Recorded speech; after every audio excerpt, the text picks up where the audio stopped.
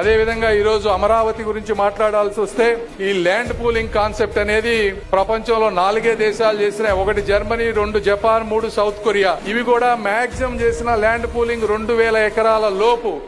రెండోది land pooling చేసినప్పుడు ఆ ప్రాంతంలో ఉన్న వ్యక్తులందరినీ కూడా డిస్ప్లేస్ చేసి వేరే ప్రాంతానికి తీసుకువెళ్లి ల్యాండ్ పూలింగ్ చేశారు. ప్రపంచ చరిత్రలో 34,000 ఎకరాలు ఉన్న గ్రామాల్లో ఒక్క వ్యక్తిని కూడా డిస్ప్లే చేయకుండా ఫాస్టెస్ట్ 60 రోజుల లోపు ల్యాండ్ పూలింగ్ చేసి దేశానికే కాదు ప్రపంచానికి ఆదర్శంగా నిలిచారు. అంటే దానికి కారణం మా గౌరవ ముఖ్యమంత్రి నారా చంద్రబాబు నాయుడు గారికి ఉండే బ్రాండ్, నమ్మకం, అదే విధంగా మా అమరావతి ప్రాంత ప్రజల మంచితనం, త్యాగం అని మీ అందరికీ నేను తెలియజేసుకుంటా ఉన్నా.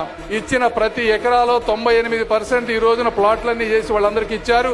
కేవలం 2% అంటే 700 ఎకరాలు మాత్రమే ఈ రోజు ఇంకా మిగిలి ఉన్నాయి. ఇవి కూడా వచ్చే 3-4 నెలల్లో ఇచ్చి ఈ ప్రాంతంలో ఉన్నటువంటి అన్ని సమస్యలు, ఎసైన్ ల్యాండ్స్, లంక భూములు, జరీబ్ భూములు, గ్రామ కంటాలు, టీడీఆర్ బాండ్లు, ఏ అయితే సమస్యలు ఉన్నాయో ప్రతి సమస్యని ఒక్కొక్క ఐటమ్ గా తీసుకొని వచ్చే 2-3 నెలల్లో పూర్తి చేసి ఈ ప్రాంతాన్ని కృష్ణానది ఒడ్డున 3000 సంవత్సరాల నాగరికతకు నిలయంగా నిలిచినటువంటి స్థలం ఈ అమరావతి. శాతవాహనుల సామ్రాజ్యం సాక్షి అమరావతి. బౌద్ధ స్తూపాలతో బాసిల్లినటువంటి భూమి అమరావతి. ఇక్కడి శిల్పాలు, శాసనాలు, స్తూపాలు శాంతి, జ్ఞానం, ఆనందం అనే భారతీయ సందేశాన్ని యుగాల పాటు మోసుకొచ్చినటువంటి భూమి ఈ అమరావతి. ఇలాంటి అమరావతిని భారతదేశంలోని అత్యంత ఆధునిక ప్రణాళికబద్ధమైన రాజధానిగా అవతరించే విధంగా ఒక మహా సంకల్పానికి ఇది చిహ్నంగా ఉండబోతా ఉంది.